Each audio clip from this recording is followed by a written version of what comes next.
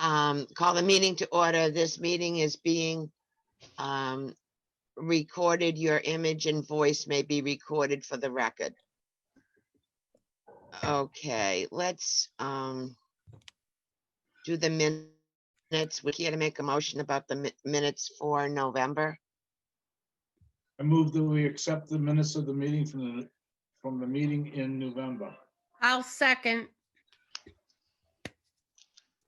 All those in, well, we can't do that, can we? So I'm an aye. Denny, Aye. Pat, Aye. Keith, Aye. Suzanne, Aye. and Ginny. Aye. Okay, so we have a unanimous vote for the minutes. Would you just like to tell the folks the work that you've done for us as far as notifying Leanne, the folks that had expressed an interest that you sent them? Yeah, so the notice that you wrote that I did post on the town's website, I forwarded to C3 Industries, and also Pam, I think it was Powell, who showed an interest in opening a business at the veterinarian place. So I just informed both of them that the board was resuming hearings as of December 1st, and I gave them a list of the hearing dates and when all the deadlines were, etc.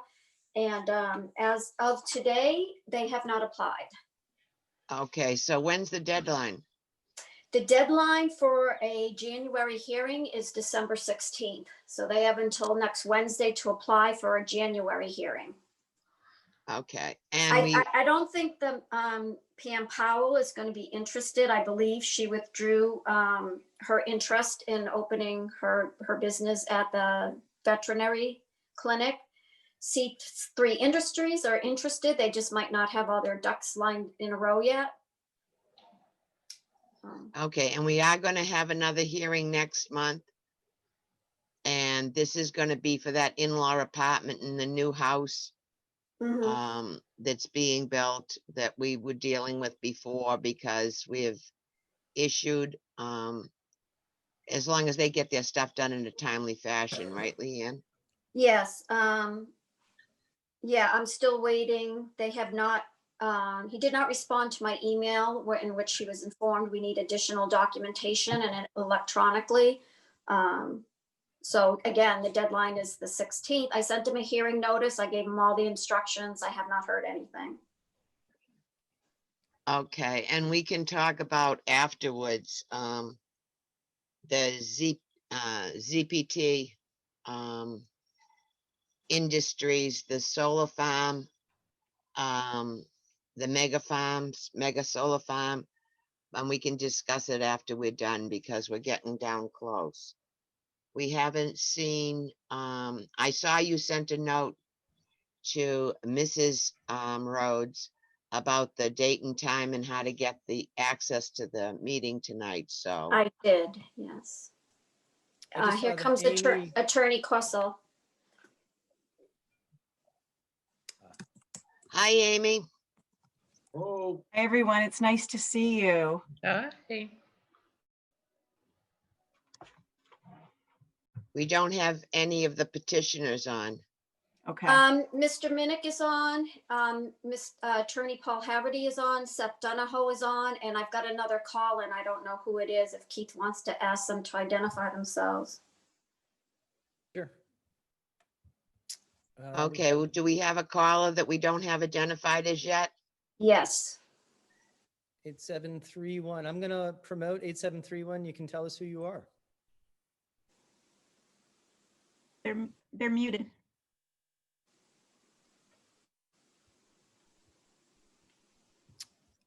Caller 8731. They're You're on mute. Yes.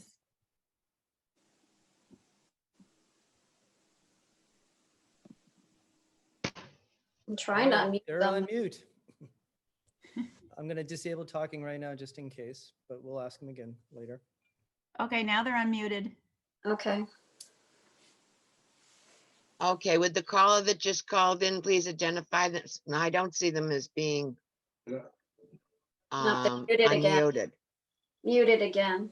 But if they can hear us, we have a caller from 978-618-8731. I believe that's Mr. Rhodes's phone. It could be, but think Attorney it is. Haverty has his hand up if you want to allow him to speak. Yes. Attorney Haverty, you can speak now. We haven't as yet opened the hearing, but if he has something other than to do with the hearing, he's welcome to speak to us. Madam Chair, I just wanted to let you know that that is Mr. Rhodes' cell phone number. Okay. All right. All right, I Anything think else we have- before I put him back down? So I'm going to move him back to. I disabled. think you should leave attorney Okay, I'll leave him on to talk. Harrod, yeah, leave him give him access. Do you want to make him a panelist?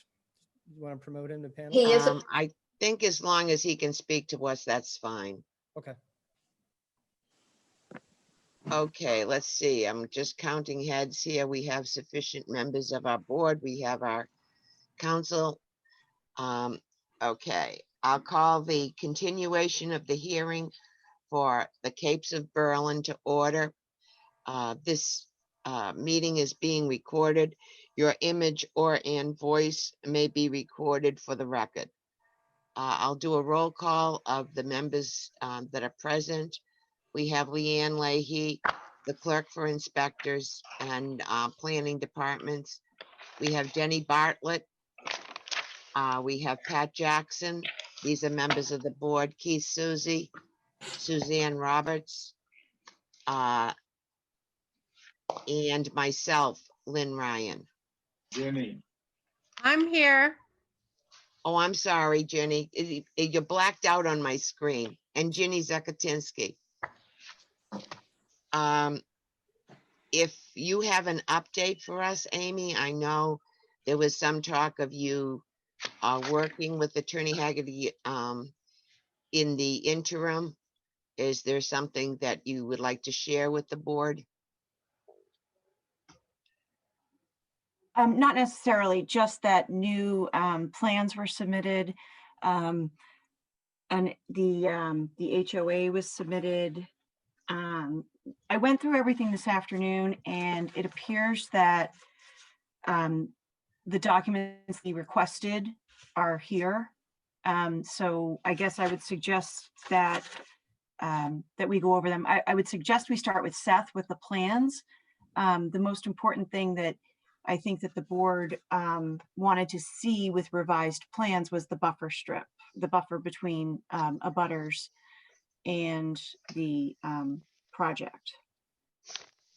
Okay, is there anyone that's on the call that needs to see the plans on screen? Or was everyone able to get a copy of the new plans? I'm gonna take that everybody that needs them has them. So, if you'd like to speak to us, please do so about the new plans.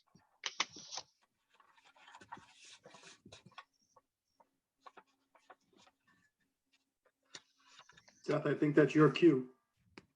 Thank you. I was just waiting a second for my internet to catch up. So good to see you, board members. We last met back in March 11th. And one of the items that you had requested from us is to increase the easement around the perimeter of the property to provide a minimum continuous 20-foot wide strip around the property. So we've done that. We sent you plans in late March that depicted that. And there was also a detail in with one of the letters that actually had that highlighted. So if there's any confusion on it, it's a yellow strip in that letter. If you'd like me to share my screen, I'd be happy to, or I can continue speaking to it if you'd like. Sure. Let me see. I don't think I have permission to share that. You So- want to promote him, Keith? Yep. Thank you. Thank you, and bear with me for 1 second.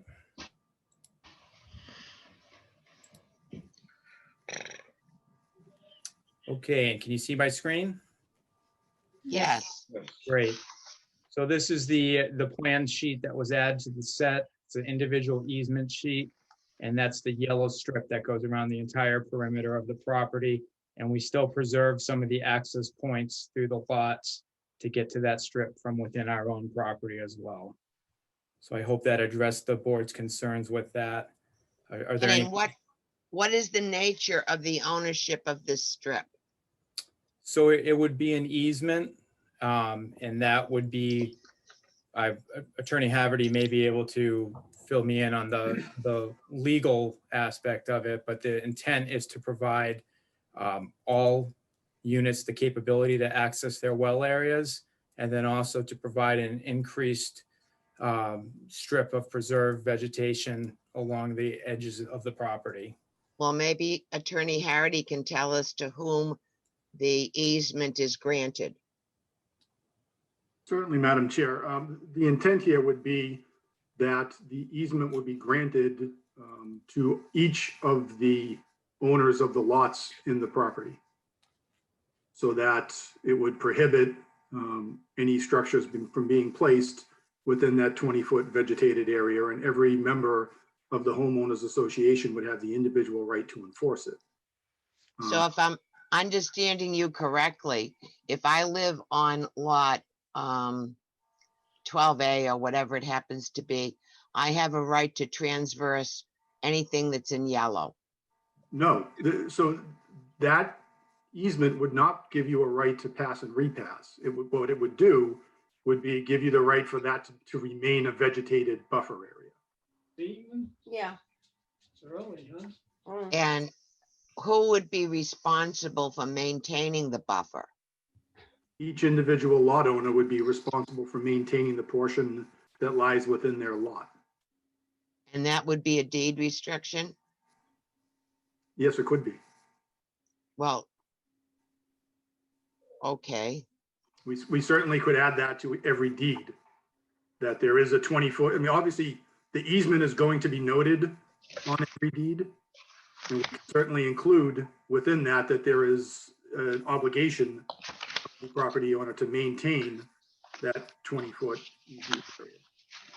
So, Madam Chairman, before we go any further, Attorney Haverty said that easement is for buffering and screen and vegetation. However, Mr. Donahue said that the easement was for utilities and buffer. So, and that's how I read the plan, is that there's some of these easements might be for utilities. So how do we distinguish between those? Well, I'm sorry, the vegetated buffer is 10 foot. Is that right, Seth? Correct. That was something that we have not requested to change from your original approval. You had wanted a continuous strip of 10 feet of the existing vegetation left around the property. We've maintained that throughout our request. And this easement was expanded in response to requests from the board at our last meeting to enhance that area, and also to add for the potential for the well utility lines. There's a few that are in the outer portions of that. Are they differentiated in the text of the homeowners association? In other words, not on plan, but when you're describing the easement, are they differentiated between utilities and screening? So the screening was addressed in a couple of the documents that were sent to you. The desire to preserve that buffer strip, there's language in there that it's a 10-foot minimum, as Attorney Haverty has spoken to. We do not have a differentiation between which portion of those easements on individual lots are for utility and which one has a screening. They essentially lie together.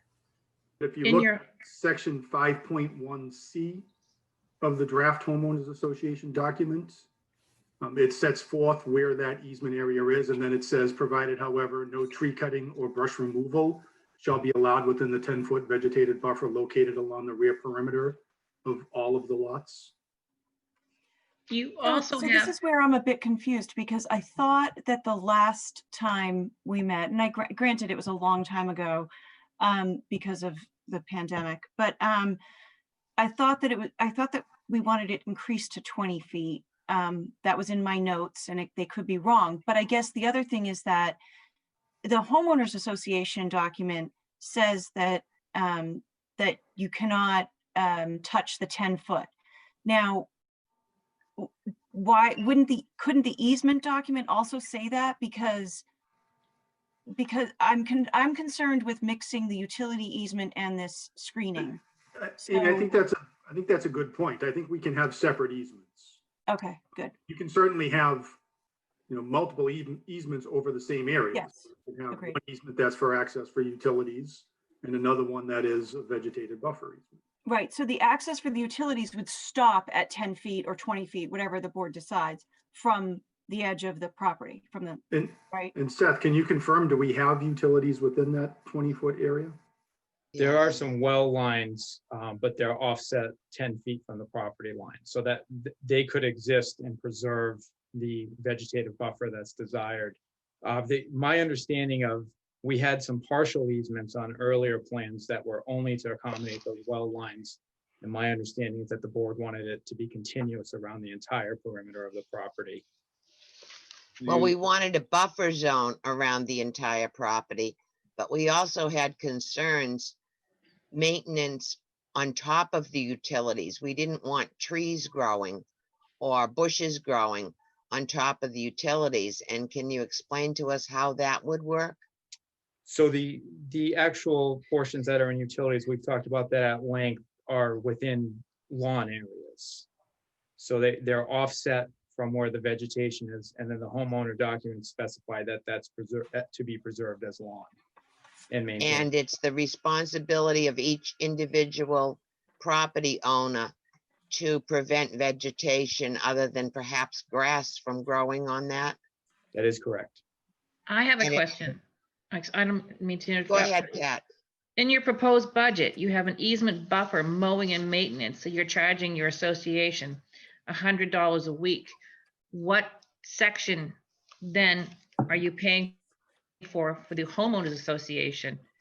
You're charging them for something. I'm confused. If I remember from our earlier conversations, you were concerned about having the individual lot owners have the responsibility of mowing that. So Mr. Rhodes had agreed that that would be taken on by the association. So that narrow strip would be mowed for the benefit of the association, and the individual lot owners would maintain the rest of their lawn area. So they're doing some, but not all of it? Correct. Why wouldn't we want them to do all of it? Well, they have their own lawns. Each unit has their own lawns, just like most houses in town, and that they can choose to mow their own lawn when they want.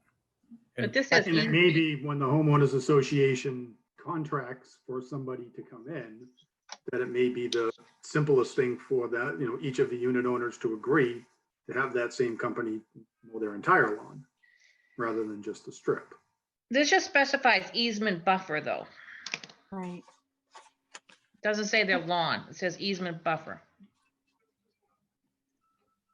So I also, Pat, I also noted that, I guess my initial note was, does it really need to be mowed once a week for 6 months? It seems like quite a bit, but also, how would somebody determine where they're mowing and where they're not mowing? So are we having metal stakes put down? How is the mowing guy gonna know where he can mow and he can't mow? We could certainly demarcate the edge of that strip with either an iron rod or another similar marker. That And would then be, you're gonna have to demarcate where the 10-foot buffer is, right? yes, correct. And the 10-foot buffer would be the responsibility of the individual homeowner, but the lawn would be the responsibility of the HOA? My understanding is that the buffer and the strip of lawn is the HOA. And these were, that language was only put in out of request of the board. Originally, we had it that each lot was to be required to maintain their own lawn area. Right, and I think we agree with that.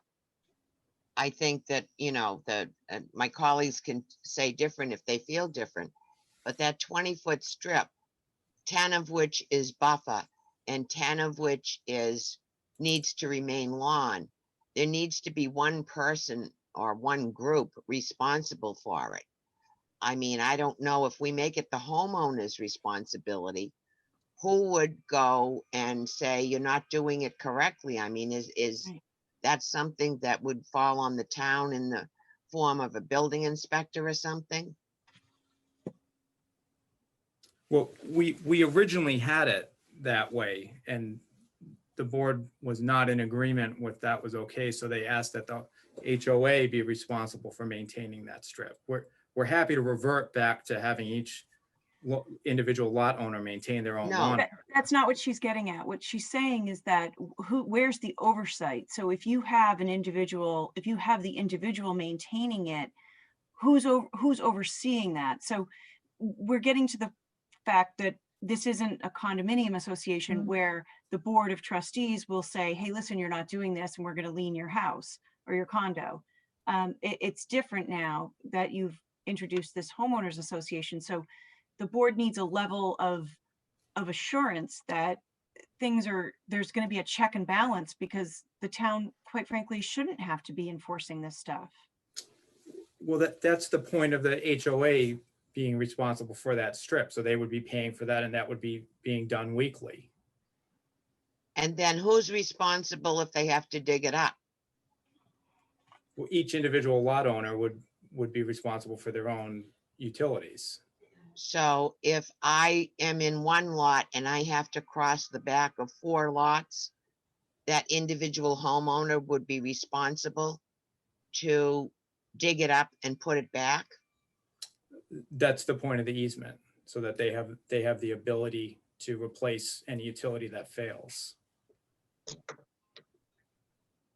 But Doesn't the easement just give? I got the access? map here in front of me, and as you come in from South Street, on the right-hand side, you got 20 feet. On the left-hand side of what I can see is 25 feet.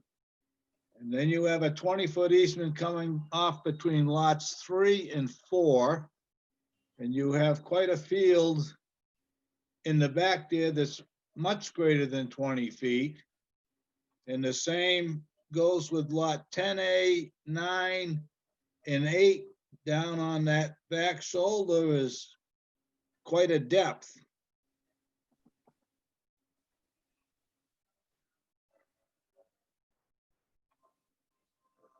I'm not following what the question is there. Well, you're saying somebody's gonna mow 10 feet. But up in off of lots 4 and 3, you got quite a bit more property. So those are on the north side of the plan and the south side of the plan. So the top and Correct. bottom, those are where the wells are. And there's a Correct. increased area around those to allow for the wells to exist in the existing field area. So who's gonna maintain all of that? We could certainly specify that that's mowed the same as the strip around the perimeter, if you would like. I think one of the difficulties we're all having is homeowners versus condo association. And I'd like you to explain to me your version of the teeth that are in a homeowners association. For example, let's say the homeowners association is created and they decide, no, we want to change this. Can they? Yes, they can, just as a condominium association can be changed. That, Oh, not if it's deeded. the condominium association can be changed by the individual unit owners. Well, how do we protect our concerns about keeping the costs for the affordable units I down? think that is a very legitimate concern. And the best way to approach that is to actually do it through a condition of your decision. So, if you have a particular percentage, I think right now, and Mark can correct me if I'm wrong, I think the way that he has the homeowners association set up, it's going to be the market rate owners that are paying for the entirety of the homeowners association costs. Mark, is that? And the affordable units are paying nothing? I think that's how the homeowners association is. When I saw the first one, it had, did in see one that. place, it talked Yeah. about 70%. And in Yeah. another place in the same document, it talked about 50%. That's what I saw too, Lynn. He has it broken down. He's got two different fees for the two different types. Also, there's no guarantee that there'll be a member on the board from the low-income housing. Which we asked for. It's not in there. And again, we can certainly revise the homeowners association to state that. But the best way for the board to be sure that that doesn't get changed once all the units are sold and the homeowners association is populated with the people who own the houses there, is to include it as a condition. If you have a particular percentage in terms. I disagree with you. Having dealt with some of this stuff before, 20 years from now, someone buys a unit down there. They have no idea about a special permit or a Chapter 40B. They just know what they have in their deed and what they have in their homeowners association. Well, you certainly in the homeowners association can cross-reference conditions of any decision that the board issues. Well, I guess So that you can say that, the percentage of the homeowners association fees shall be set at 70-30 or whatever the number is per condition X of the board's comprehensive permit decision. And right. And the homeowners association does not have the right to unilaterally change the comprehensive permit decision. That has to come to the Board of Appeals and get an official modification. How does a homeowner's unit That's actually? wait for the board to protect the interest it's looking to protect here. And my client doesn't have a problem with the board imposing that as a condition of an approval. Lynn, how do they enforce this though? Well, that's one of my concerns. I'm really trying to get my arms around the HOA versus the condo. Because what if no one wants to be on the HOA? Thank you. Yeah, who wants to give up time, energy, and effort for something that they can't enforce? Yeah. And there's a couple of things that were important to us that they be in there. We know it's expensive to maintain the type of sewer system that you're putting in, the individual sewer systems. And we wanted to make sure that that was in there and that the affordable unit, the full freight. Yeah, it says that they will be inspected, but again, they don't say inspected by whom, what, or how someone enforces that, or, But if I can, the follows up on it. requirement to inspect the septic system, that's mandated by the state, and that's overseen by the Board of Health. So that- again, though, but It's who, not what. who does? Who does it? It's So the I think the homeowner. concern, Seth, I think the concern is that yes, the Board of Health has the authority over these things, but what happens if a homeowner doesn't do it? Who forces them to do it? I mean, is the Board of Health going to throw them out of the house? Okay, but you still have a septic system that's not functioning, that is very close to its neighbors. I guess that's the concern there. And then that's one thing. And then the other note that I had written down for Attorney Haverty was with a homeowners association, are these covenants in perpetuity? With easements are certainly in perpetuity. Right, but what about what is this? I mean, again, is this homeowners association document with all of these things that can and can't be done? Are these in perpetuity, or are they going to expire after 30 years?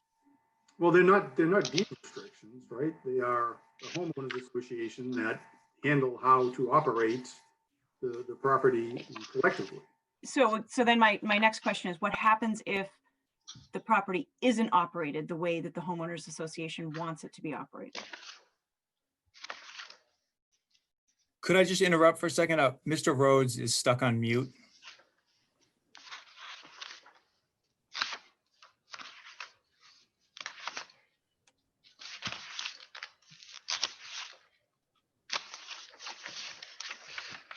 One of our concerns while we're waiting for Mr. Rhodes was that we wanted one contact and we wanted to make sure it was in perpetuity, that there was one contact for the Board of Health.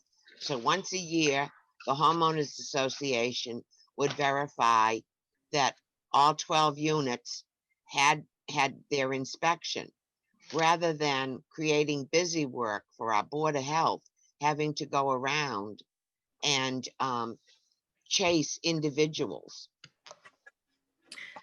I don't know if this, but in their Article 10, it says that they can actually amend all of the bylaws. Does that That's mean the that? that's the kind of thing I'm looking for, Pat, in the Yeah. homeowners association or It's in Article their 12. documents. Is it possible to mandate certain things and mandate them that they can't be changed without XYZ? Well, it And says that here would they come from the can. town. Yeah. The homeowners association covenant, if you will, is as amendable as a condominium association would be. There's really no difference between the two. The only really significant difference is the ability to enforce through a lien provision that's statutory for a condominium association, and which is in the proposed homeowners association, but there's no statutory authority for it.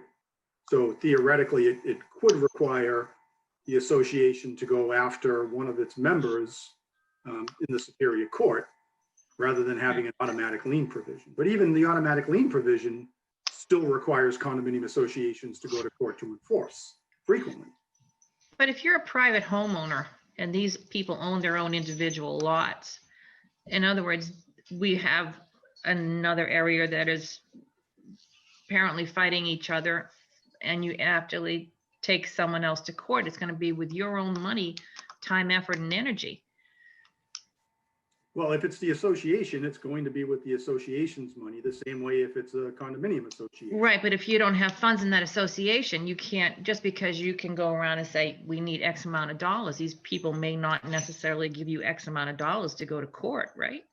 Or is that simplifying it too much? Well, it's the exact same as if it were a condominium association. You collect the dues, and any of But you. in a condo association, you are collect. entwined with each other. If something breaks down, then you don't have then you don't have water or whatever. In this, you've got your home, it's your actual unit. You're going to walk away, you can sell it, you can do anything. You don't really have any necessary, something that wants you to preserve the unit. All I can say is that this type of arrangement happens every single day all over the Commonwealth. Homeowners associations covering these sort of issues exist without incident everywhere. It's not something unusual that we are proposing. Right, but in our case, we have a history of having issues with shared common driveways. We've had issues with that. We've had issues with condominium fees. And those are two things that take up quite a bit of our time over the past year. There's also, as you look at these rate of assessment, it says the assessment is applied to each owner, but it's not specific. It doesn't say, it just says it's divided by 9. It doesn't say who it's applied to after that. So you could divide it by 9 and apply it to all 12 units, because it's not very specific at all. And there's also nothing in here about dispute resolution when there's an argument, because if you look at the plan, there's one lot where their property goes over the whole entire driveway. And what's to stop them from doing something to that driveway? Say, for example, speed bumps. And because they don't like the way people are driving to get to their house further down the road. How is that going to be addressed? I mean, is that going to be something that is going to come to the zoning board, is going to come to the fence viewers? There's no dispute resolution in the homeowners association to address this.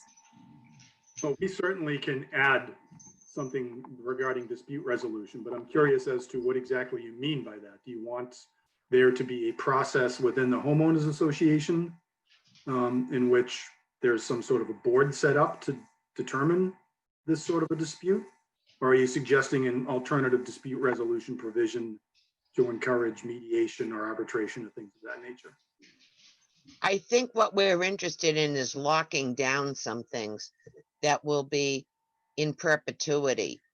And from what you're saying to me, which I don't understand, that's not possible. The day after all the houses are sold, what if they vote to dissolve the HOA? I'd Well, like to again, you can certainly have a condition in your decision that requires a homeowners association to be in place for as long as the comprehensive permit is in place. Well, we're looking for something in the homeowners association to do this so that 20 years from now, when none of us are on this board and someone else is dealing with the situation, that they have some teeth to deal with it. And they put the homeowners, as they come on board, on notice.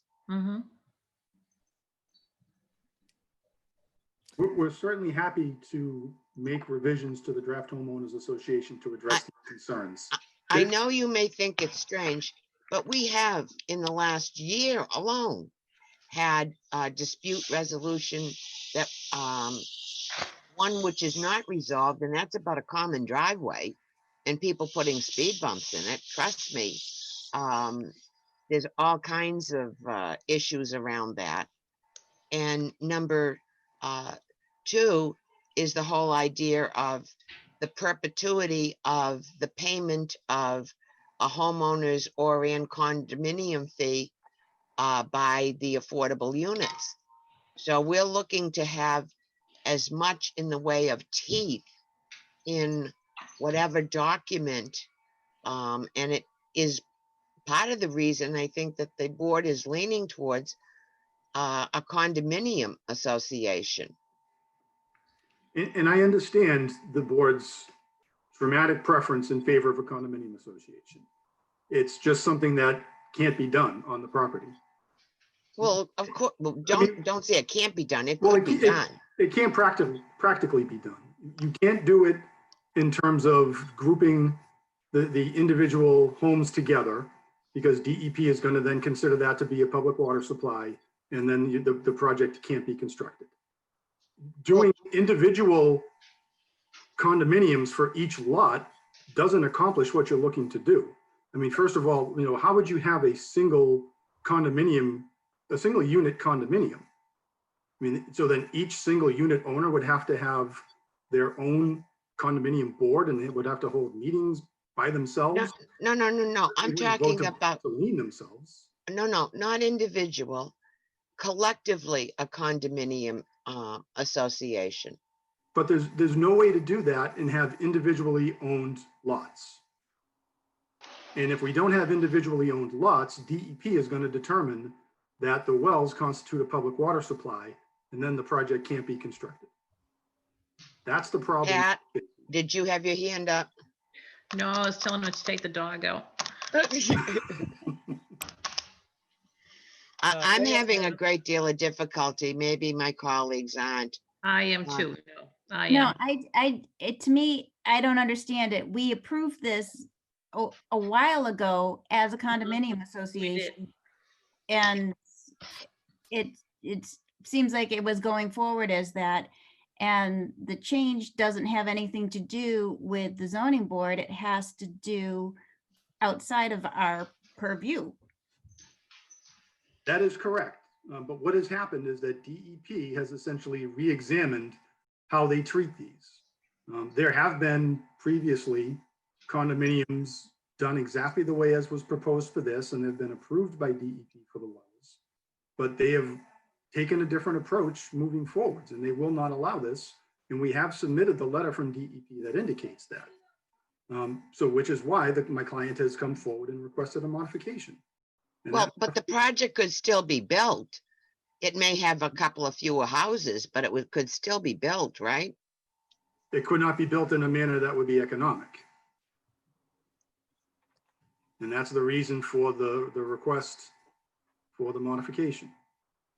Which is one of the other things that we had asked from you is some, I mean, I think it would be helpful to us to have some financial data that says, no, we can't do it because.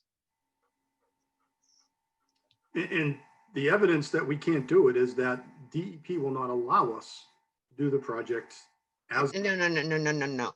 What I'm saying is DEP wants, if you have a condo association, they want a common well. We understand that. But it is not impossible on that land to have condominium houses and a well, okay? The issue comes down to maybe there wouldn't be 12 houses, there'd be 10. And what we need, you're saying that can't be done. And I guess what we're saying is your reasoning is that it's not economical, but we have no evidence that it's not economical. And Seth, can you speak to this in terms of how that would impact the project? Sure. So as Attorney Haverty mentioned, is the way the project was originally approved is exactly as some other 40Bs that this board has approved. Since that time, DEP has re-examined the way that they group individual wells, and under their current determination, that would result in 4 units on this site. You could So that- only have 4 units. That under DEP's current determination. I I have a thought the- question for Attorney Questle, if I may. Go ahead, Susanna. Is there a reason this isn't being brought before DEP? Do they have some sort of appeals board instead of us? They do. There's, I mean, I guess you could probably go to OADR. But I guess, before answering that question, my question is, so what changed? Because before we had 3 wells, 4 houses each, and we had this, we had 3 condominium associations that all were under the umbrella of one. So what changed? Why can't we do that anymore?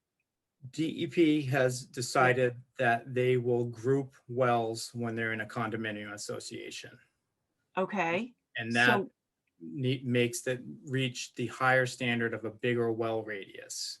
But if you, okay, so it's the well radius is why you can't build the houses, but why did you propose that in the beginning? Because in the Because that's beginning what it was able to be done. Because DEP used to allow you to do that. They've changed their interpretation of their requirements. So can't that be challenged? As Susanna just said, can't that be challenged? I'll point out our letter to the board. After our last meeting, we were asked to approach DEP about the current well configuration, and we provided you with the correspondence from DEP that said that they do not have a problem with the wells as proposed on these individual lots now. But I guess what we wanted to hear from DEP was, why can't we go back to the way it was? Why can't we have the 3 or 4 wells with Because shared wells? Why did they change their interpretation? The increased well radius will not fit on the site.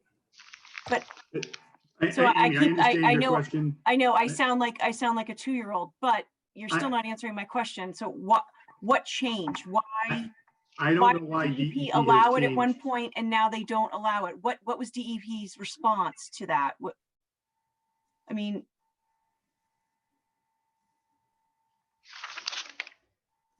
Attorney Haverty, are you looking for me to answer that? I'm looking for the letter that we got from DEP, so I can, It's I can pull attachment it out. one. It's attachment one to the 27, to the letter of the 27 of the March 27th, sorry. Yeah. But I guess that letter says we approve the 12 wells. It doesn't say why. It doesn't say why they changed their tune. Before you were allowed to have these shared wells and now you're not. But what changed? What was their interpretation? Why did it change? So the town was actually provided a copy of DEP's prior determination, and it's essentially that they took the stance that they're allowed to group the wells when they're in a condominium association, and therefore it has to meet a higher radius around them. Well, why aren't they Basically, they've grouping it under an HOA? Because these are all on individual lots, and that is okay with them. it's sort of a catch-22 for us in that the benefit to a condominium association type of a project is that they're all on a single lot. What does a The public DEP water is- supply have to do with it?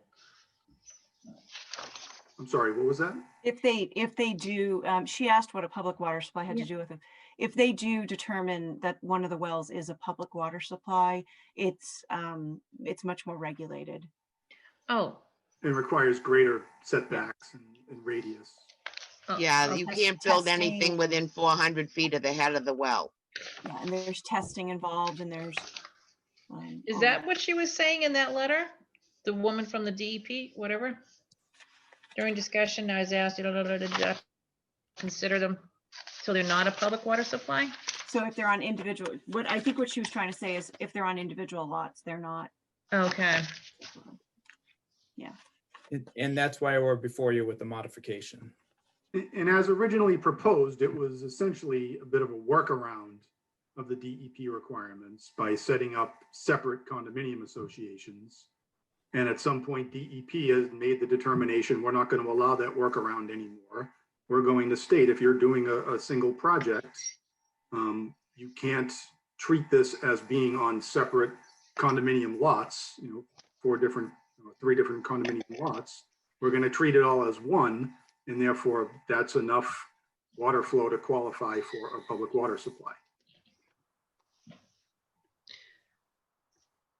so am I the only one that still doesn't understand why? No, Okay, Yeah, I don't get it. I mean, it's still the same amount of water, whether it's 12 wells or 3 wells. because if it's changes it to a public water supply and it brings in more regulation, does that make it more difficult, Amy? Yeah, they won't be able to build 12 houses. Oh, If it's So determined to be a public water supply. But so in yeah, other words, it just comes down to the number of houses. the radius, and then also I Okay. would say that the testing and the reporting and the monitoring and all that would be Okay. expensive. Could I well, ask they may make that up we for try that to in the unmute septic Mr. Rhodes? system. I believe Mr. Rhodes is still stuck on mute. Actually, so not on our end. I don't know if you can hear me, Mr. Rhodes, but you have to unmute it yourself on your side. From our side, you are allowed to speak. And Madam Chair, there's 2 other attendees now, Peter Wheeler and Michelle Michael. And Mr. Minnick has his hand raised. I'm sorry, you said Peter Wheeler and who else? Michelle Michael, St. Michael.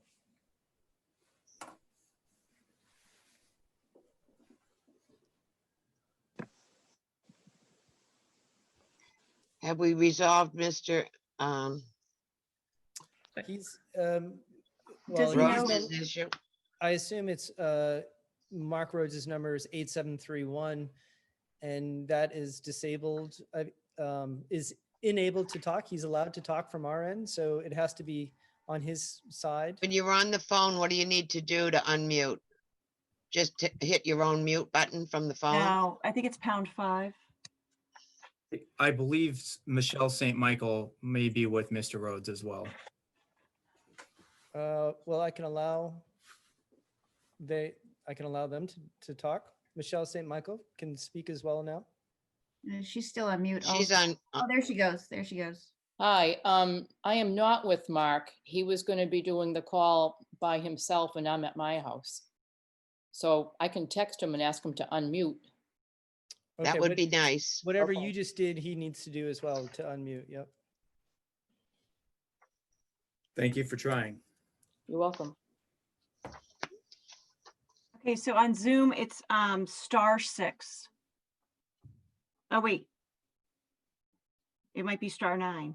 Hold on. I'm I looking just for it Googled now it. too.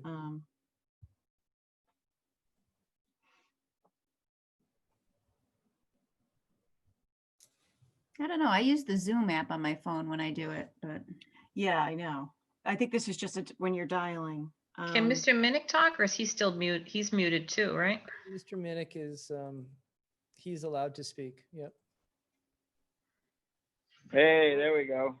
Can Oh, you hear me? everybody. Yeah, It's star finally. six unmute you from this end. So Oh, there you go. if Mr. Rhodes hits *6, he'll be able to speak. I think he Thank can you, talk Dan. now.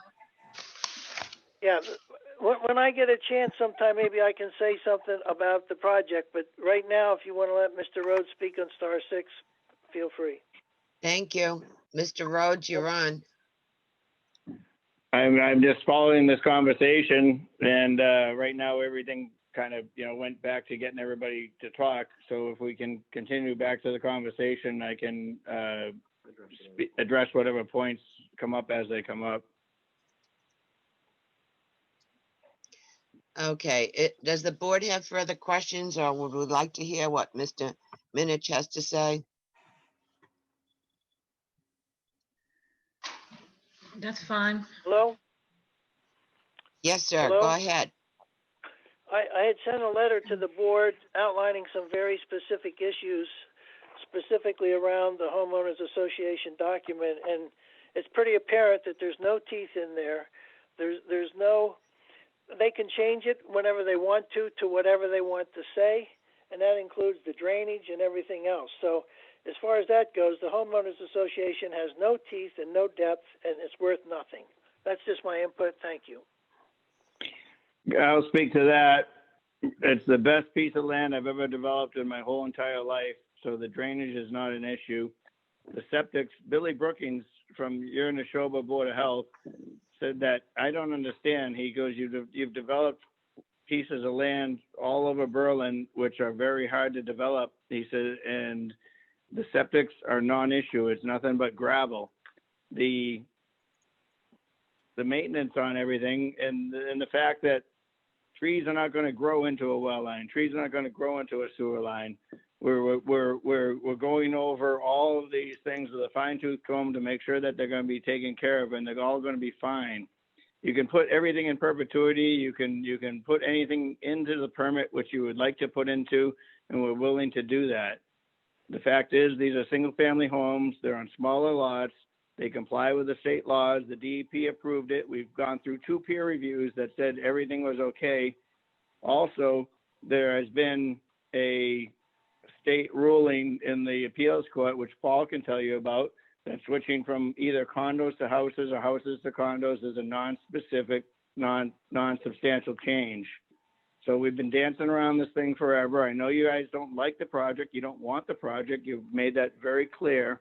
And yes, we are here for a modification, but we're here for this modification legally, and we're well within our rights, and everything is above board. We've already done a $7,000 peer review on this project. The peer reviewer said everything is fine. You guys said, okay, that's enough with you. We'll let's address the rest of the other issues. So we've been going over this buffer. We've been going over this easement. We've changed the easements to satisfy the board, and now we're disputing the easements. This just goes on and on and on and on. And in the end, no matter what, this project will be built. Well, that's a nice threat, but I'll tell you, Articles 11 and 12 just say the draft of the Homeowners Association means nothing. You can change it at will. You can even change it at will without the homeowners, whenever you want. Paul, my attorney said that we can put teeth to that, and we can. the board can put stuff in the comprehensive permit, which is in perpetuity. Folks, if you want to address the board, you can do it through the chair. I don't want discussions between attendees to break out, please. I'm No sorry. problem. So Madam Chair, if I may, I guess for now, for you, for the board, is to determine whether or not you think there is a way to craft provisions of a homeowners association that will satisfy your concerns in combination with a decision from this board that includes conditions that also protect your concerns. If you don't think that is possible, then I think the best thing for everybody is for you to simply deny this modification, and we'll reserve our rights to go to the Housing Appeals Committee and get a second opinion. I think you're misconstruing or misrepresenting our attitude. We are here to protect the town and the folks that are going to move into these homes. We want to make sure that the town, in the form of the Board of Health, doesn't have to go to 12 people every year and say, where's your certificate of maintenance on your sewer system? Where's your this? Where's your that? And what we're looking for from you folks is to give us some hard and fast ways in which we can build into this project guarantees that we're not going to be having the Board of Health running around January 1st every year trying to collect data from each of the individual 12 homeowners. And I wish you'd just try to help us do that so that, you know, I don't know that I speak for my colleagues, but I think I may. And, you know, we take no pleasure in sitting here time after time discussing this. And I think we're saying the same things. And I'm asking for your help in getting us there. And Madam Chair, to respond to that, I hopefully you didn't take my statement the wrong way. What I'm trying to say is that the board really needs to decide for itself whether there's a way that we can actually provide this additional language that could satisfy you, or whether you think that this is just a bridge that we're not going to be able to cross. We're very, very happy to do whatever we can to modify this draft homeowners association. Well, I think the folks have expressed their concerns, and their concerns are the perpetuity of certain items that we need. Now, you say, yeah, by condition of the special permit. Well, that's fine, but that's not going to be a homeowner 30 years from now who buys one of those units is going to be able to reference that unless it's in the HOA documents. We're asking questions like, what prevents the HOA from just dissolving?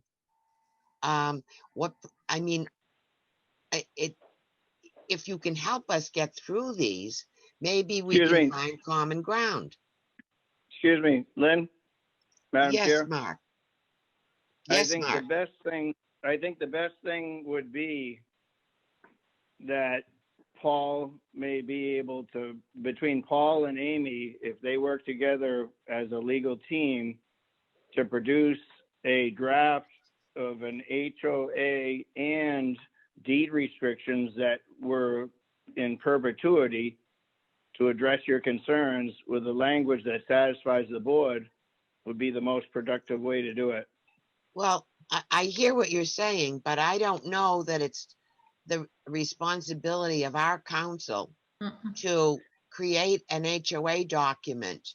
No.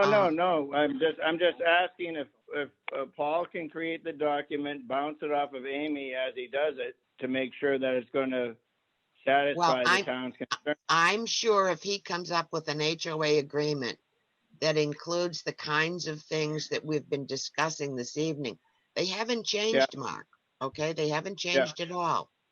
And we're looking for a way to protect the town. And I think you must have a list there, Mr. Harity, as to what our questions, Haggerty rather, I'm sorry, as to what our questions and concerns are.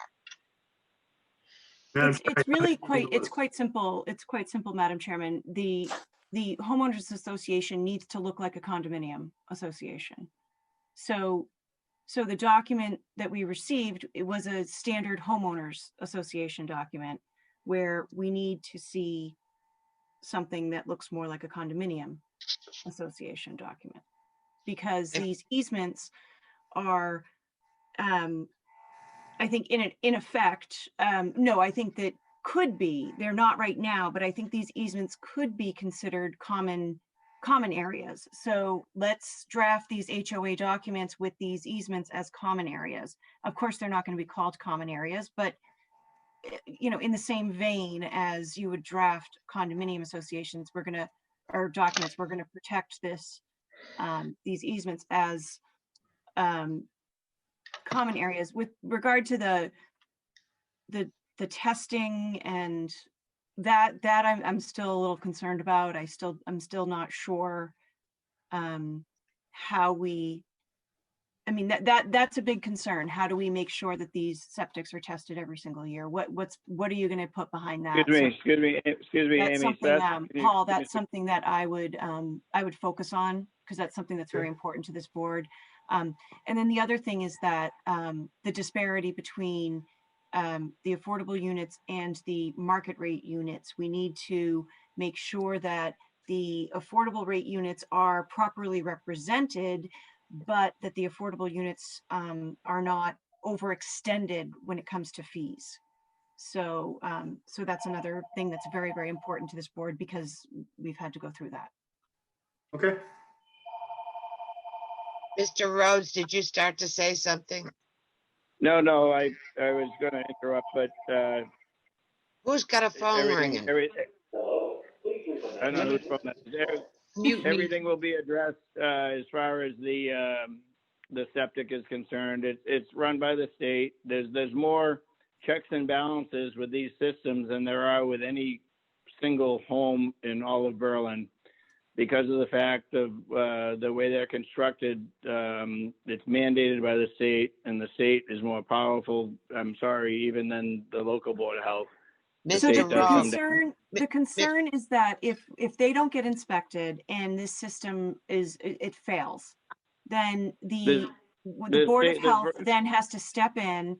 The Board of Health has to then, evict these people. And then what happens? We still have these houses that are extremely close together, and we have a septic that's failed. Let me interject. What is it? Who am I speaking to? Amy. Amy, it's 100% 2-minute sand gravel. They don't fail, first of all. Second of all, I've been doing this for 30 years. Third of all, the DEP has regulations on the monitoring of them, and if they're not monitored, there's so many other restrictions. Like a single family home has hardly any restrictions. If they don't pump their tank, these have restrictions that they have have to pump their tank. So what if they don't? But what if they don't? That's the whole mandated. thing. They if they don't, what if they don't? Where's who makes them? What if a forces single them? family home? What if a regular single family home doesn't pump their tank? That's the I whole These are think thing. it mandated. applies, though, because a regular single-family home is on a minimum of a 2-acre lot, and these are 1/4. That has nothing to do that with it. These are size. state guidelines. These are Berlin regulations, which you are relying Mark. to, which are over and above. Well, I'm Mark. going to stop talking. We're not questioning the technology. We're Okay. not questioning what you're doing. What we are questioning is who's going to be responsible to see that what needs to be done is done. We Okay. do not, Wait. I Okay. don't know of anybody else in Berlin, and perhaps there are people in Berlin that use this technology. This is something relatively new. And Okay. I don't want the Board of Health to have to be checking up every year to see each one of these units is doing what they're supposed to do. If I don't purge my septic tank, guess what? The sewer backs up into my house, okay? It doesn't, it doesn't require me to dig up somebody else's land or common land or whatever else. So we're looking, if you hear us, Yeah, I hear you. Lynn, Yep. Madam Chair, these septics they're right in the front yard or backyard of every lot. So they're not, to work on a septic, they're not working on any other lot. Those are just the well lines, which I've never had a well line fail in my entire life.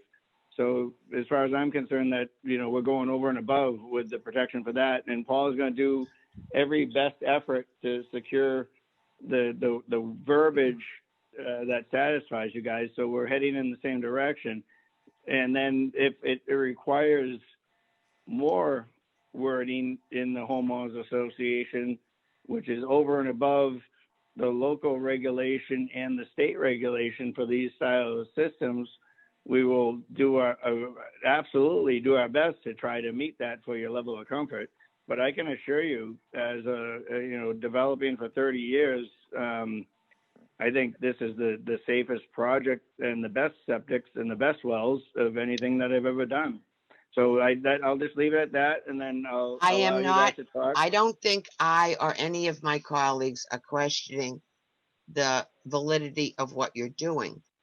We're Yeah. looking down the road, and Yes, I understand. I question, when you've got 100-foot or 300-foot run for well water, oftentimes there's a pump in the ground too, because I've had mine dug up, okay? Yeah. So it's not that they can fail, and you have to dig them up, not the well failing, but it's the line that fails because they need reinforcement along the way to get the water through the pipes. Yeah, If- go ahead, sorry. If you are listening to what we're saying, and Yes. if you can find, if your attorney can find ways that this homeowners association can be written that would Yep. accommodate all the concerns of the board members, then I think we will have an HOA document. But if Okay. what you're saying is don't worry about it, that's not going to happen, Mark. I was just trying to offer a level of comfort, but I plan on backing it up with verbiage. So Madam Chair, I'm happy to go back to the drawing board, revise the draft homeowners association. I've been keeping a list of the concerns that were raised tonight.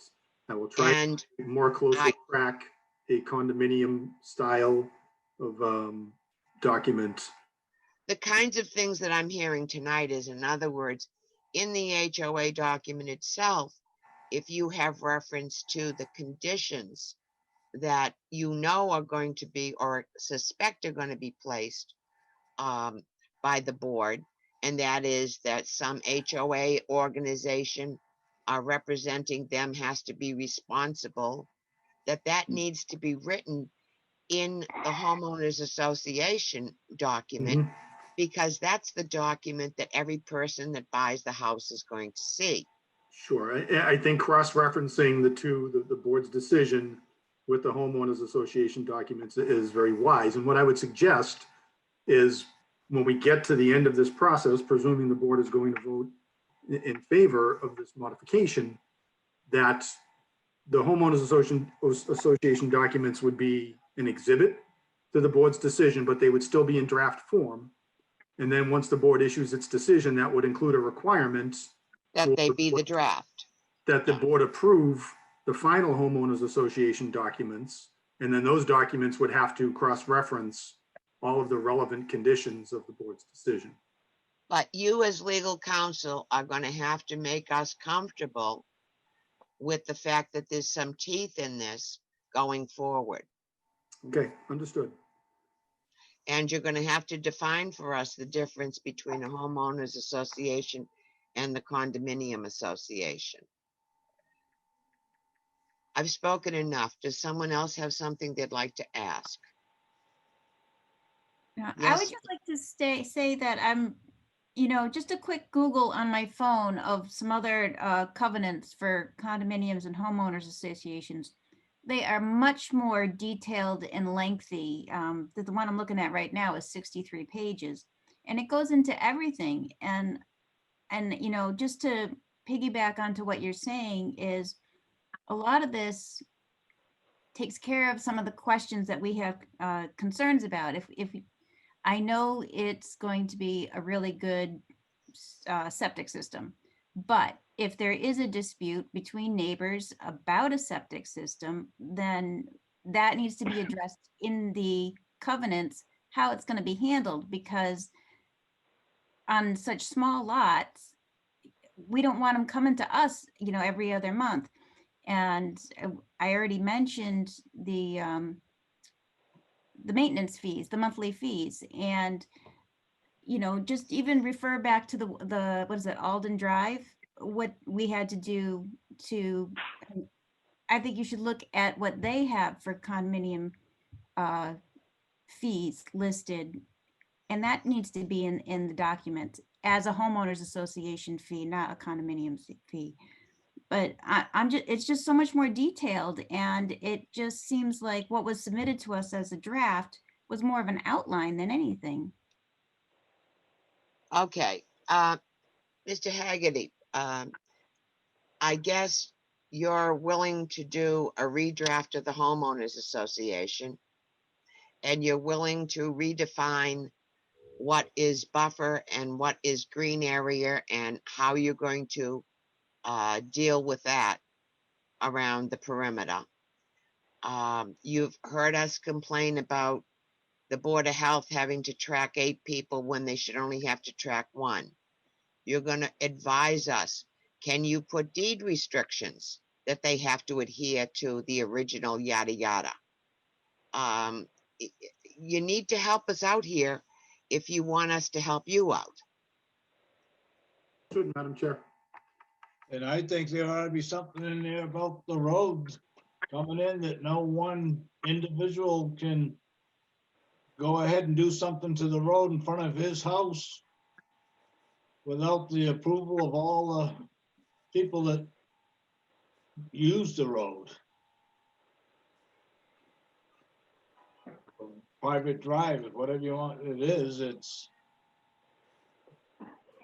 Right, and maybe there needs to be a bus stop too for the kids, but I think the big hurdles for us to get over, and I agree with you about the roads, but maybe there can be deed restrictions that refer to the original homeowners association, and in the deed I don't know how you do this. I am not a lawyer.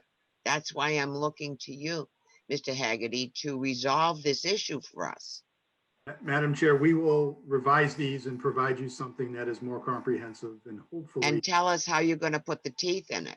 Sure, well, the teeth should be in it, whatever we submit. Well, like you say, the homeowners association can make changes at any time. But that's no different than a condominium association. Those documents are not set in stone. This is a special circumstance, I believe. So in terms of specific provisions for which the board has concerns, that's why I'm saying that we can address those in the board's decision. So the board can have a condition that says the percentage of, the fees shall not change from whatever percentage it's set at. And that'll be a condition of the board's decision, which may typically be something that goes beyond the scope of the board to impose, but I'm telling you now that my client will not object to it, so there would be no appeal. Excuse me, Paul. I think Paul can draft what he needs to draft, and he could make some advisement to what the board might want to put in the decision, which would add the balance of the teeth that you're looking for. Certainly. And again, I'm saying that it would take something like a deed restriction referring to specific parts of the homeowners association that would give it teeth. Do you have any question of us, Mr. Haggerty, as to any confusion there may be about what we're asking you for tonight? I think I've heard exactly what it is you're looking for. And I apologize, but I do have to log off. I have another hearing that started 7. All right, could I just make one comment? And that is, whenever we schedule the next meeting, could you please give us these documents sufficiently in advance that Amy will have an opportunity to review them and we will have an opportunity to review them? Of course. How soon in advance? You want it 1 week in advance? All right, 2 weeks in thank you. advance? Anyone have anything else? Amy, any thoughts? No, I don't. I'll wait until I see what happens. Okay, anyone else have any thoughts? How much in advance do we want these? I heard that question asked by someone. Well, I would think they would be wise. I don't know, Mark is still on, that they give us Yeah. at least a couple of weeks. Yeah. Because Yeah. it's not that easy. Amy's gonna have to look at them and who knows, she can't necessarily drop everything one day to do this. Yeah.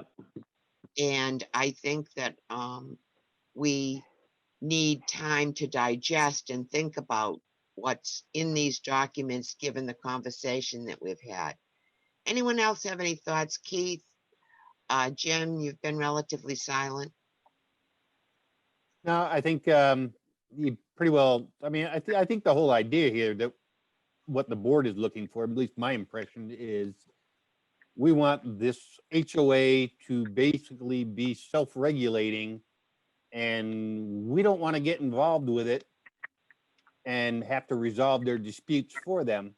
If they can self-regulate, and even if it ends up where it's a condition of the permit and that they can't change their HOA agreement without approval of the ZBA, that would then lock them in unless they come back to whoever's on the board at that time for them to change it.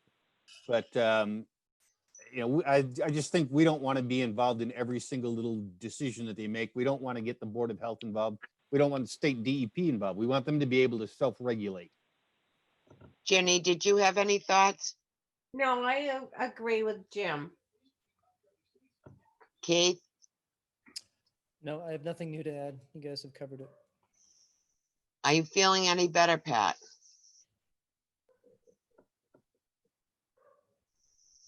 I guess she doesn't hear me. Okay.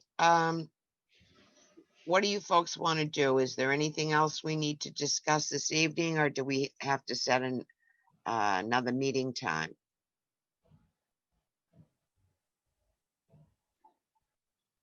Are you We'll looking? have another meeting on it. Okay. Do you want it to be part of our regular meeting next month? I don't think that a month is enough time.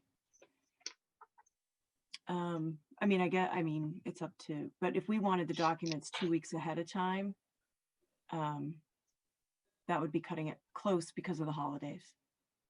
For Mr. Haverty, for Attorney Haverty. Mr. Rhodes, do you think you'll be able to accommodate us? Paul's pretty wound up. I think he'll be fine.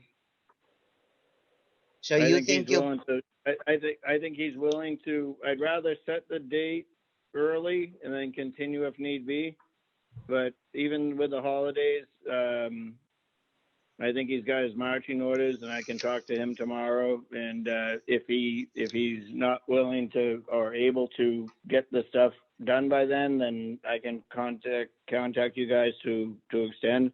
But it's always better to set your goals sooner than later, because you can always continue. And we've been at this for a long time, and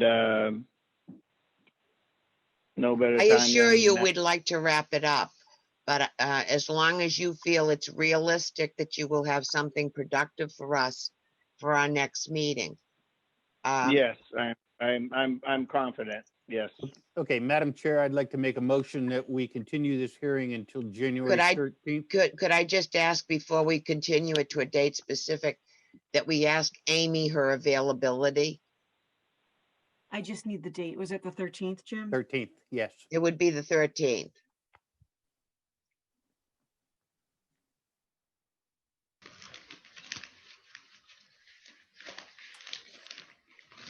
Yes, I am available. Okay, is the time any issue? Not for me. It's good for me. Okay, how do you folks feel about time for our next meeting. We have scheduled, but we do not have to hold it on time, the in-law apartment for the 13th at 7 o'clock. Now, if 6 o'clock works for you, then I think maybe that's a good idea. If not, I think we could go for 7:30. How do you feel? 7:30 is fine for me. Okay, folks like, Amy, how's that for you? I could do either. I would prefer 6 o'clock, but I could do either, honestly, Oh. whatever the board wants. Okay, what's the preference of the board before we have Jim make his, So if we did that from 6 to 7 and the other one from 7, is that the time frame we're going for? well, yes, and if we ran over, okay, as long as we start that second hearing afterwards, after 7 o'clock, we can do that. I mean, if we were to go to 7:30, we could start the other hearing at 7:30 Well, because, if it's best for Amy, let's just do it at 6. okay, That's good. everybody can agree with 6 o'clock? Yep. Yes. So moved.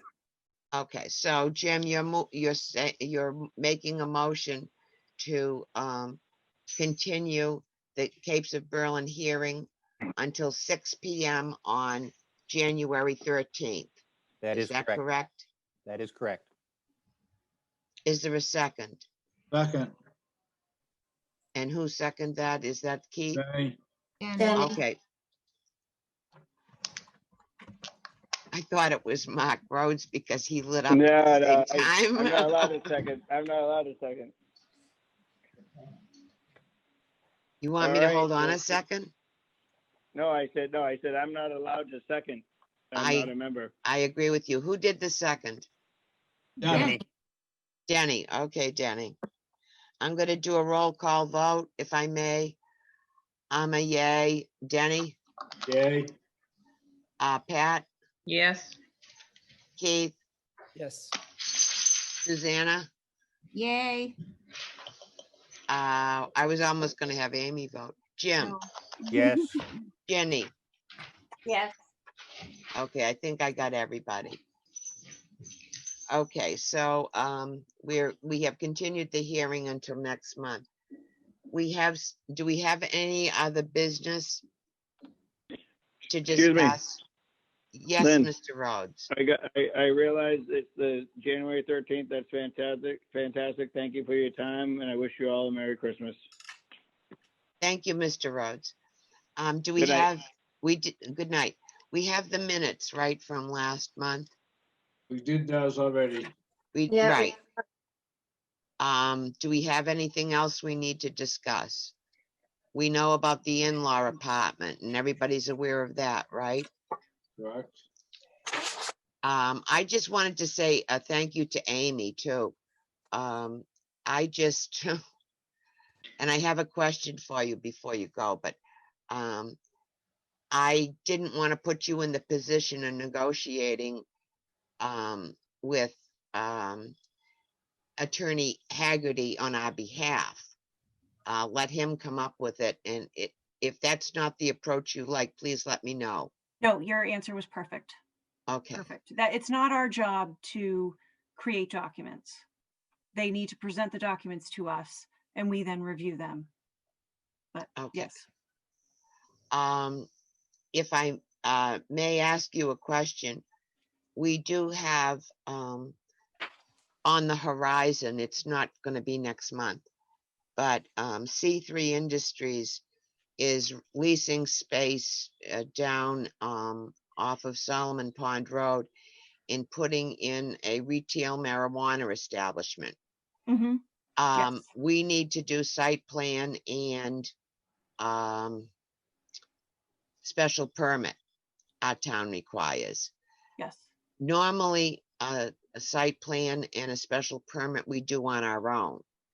Are you aware of any unique circumstances surrounding marijuana that may require us to have counsel?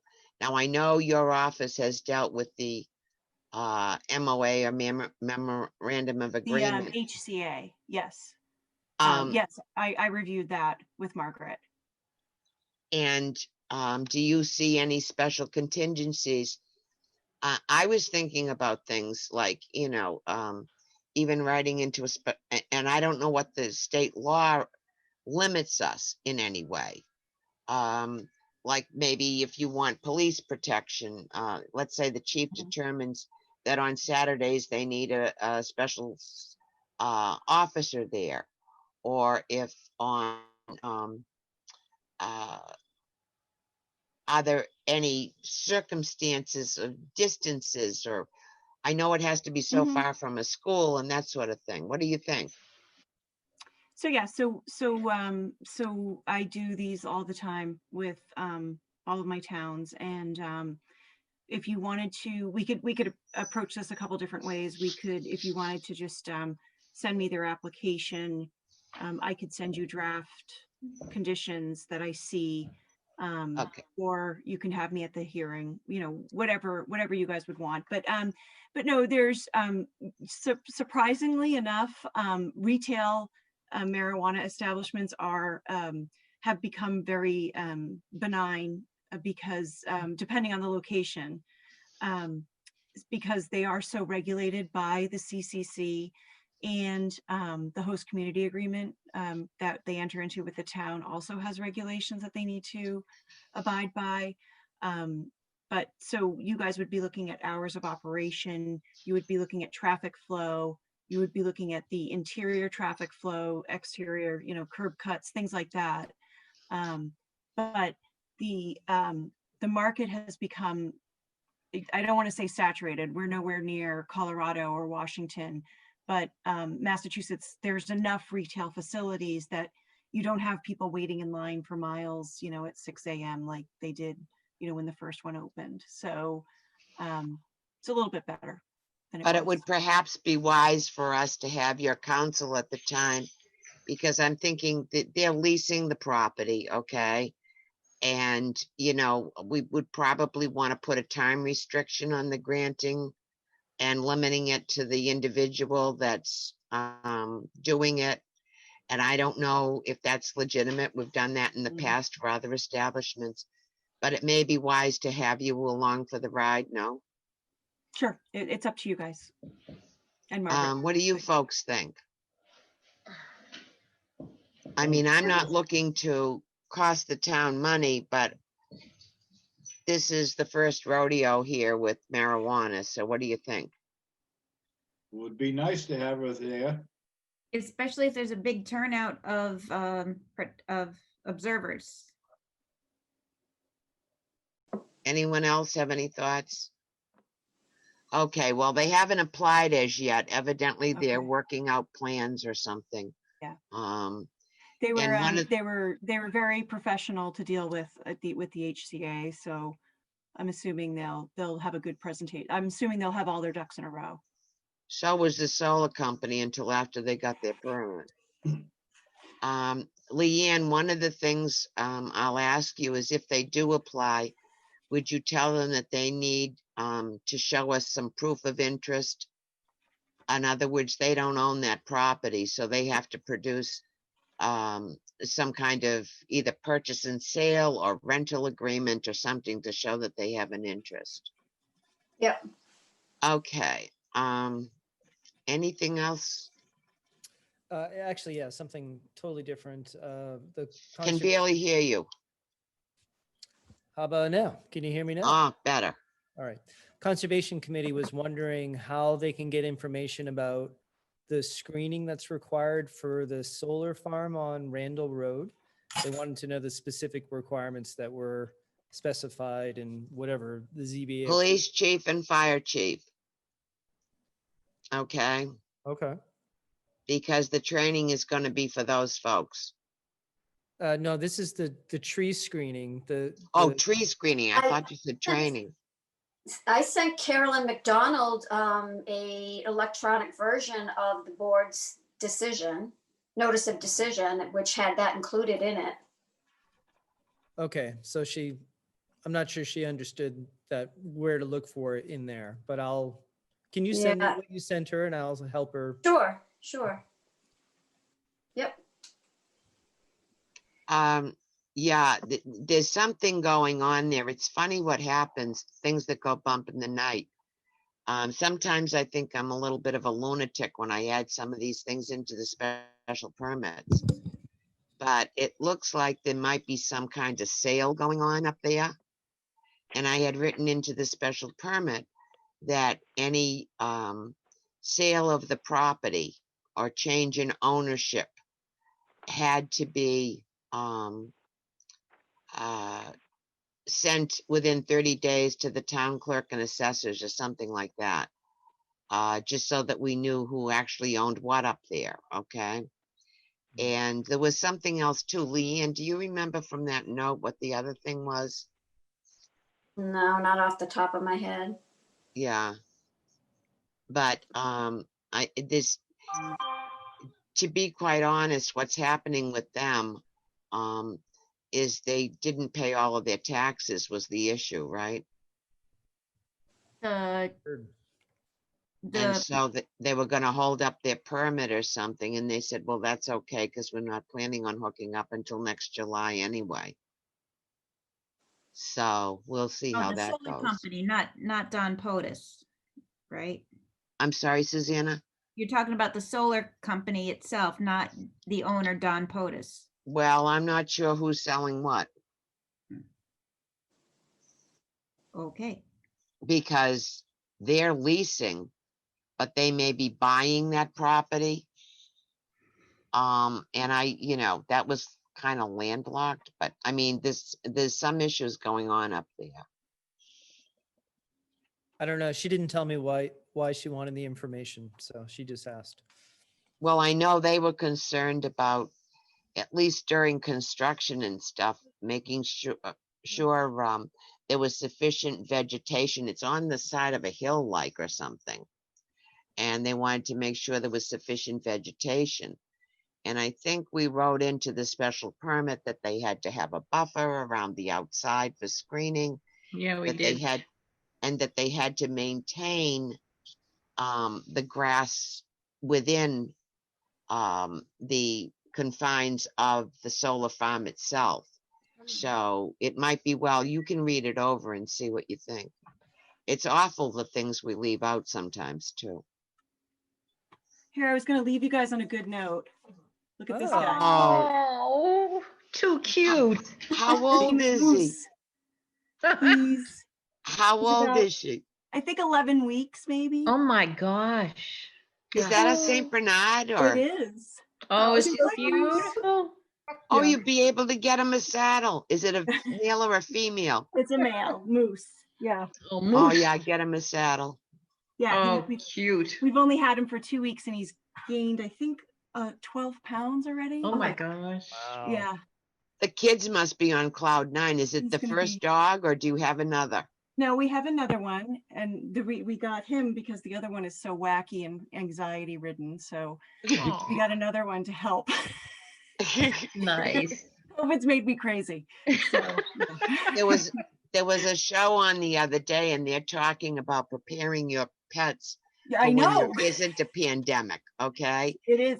It's That they're going to have all this kind of anxiety and everything Yeah. because you've been home and tending to them and now you're going to take Yeah. off and go to work again. so you I've know? I've been saying there's only two things that like COVID, and it's my dog and my car because I don't go anywhere. And And probably in that order. the dog is next to me. Yep. So that's the only two good things that people like COVID. Those are the only two things. So Yeah, But I was anyway, surprised. all right, I'm gonna go. I'll Bye, Amy. Thanks, Amy. Bye. Merry Christmas. Yeah, you Happy too. holidays. I'll see Bye. you. Bye-bye. You too, everyone.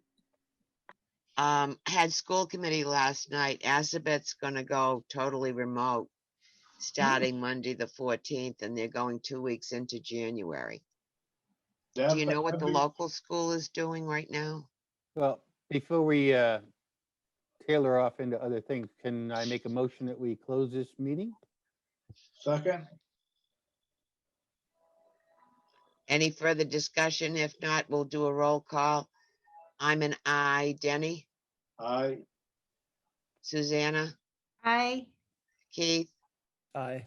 Jenny, Aye. Jim, Aye. Pat. Aye.